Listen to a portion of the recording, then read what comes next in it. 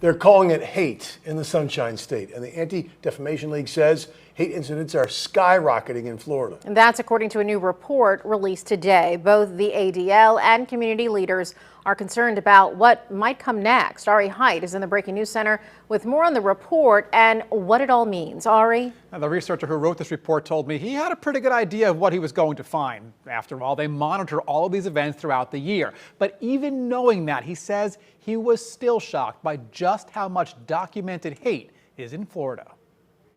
Boca Raton, someone littered yards with anti-Semitic flyers praising Adolf Hitler. Shocked and horrified and heartbroken.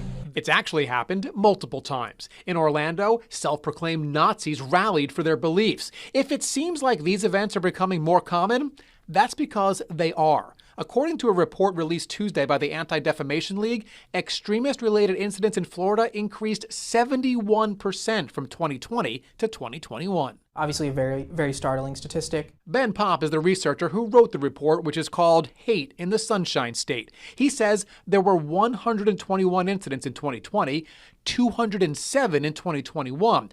They also documented more than 400 instances of propaganda distribution by white supremacists. Popp says the increase is intentional. It normalizes this type of behavior and desensitizes us to, the extreme hate that is shared in these spaces. The target of much of that hate?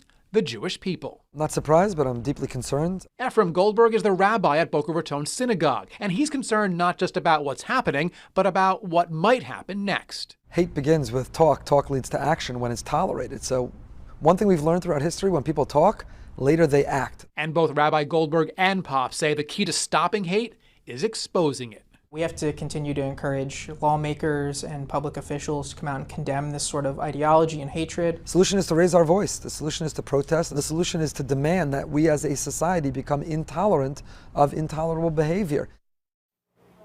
And one more thing about the report, it also found more white supremacist groups have formed in Florida and are far more active than they've been in the past. Both Popp and Rabbi Goldberg believe the key here, education, teaching children that hate is not the answer.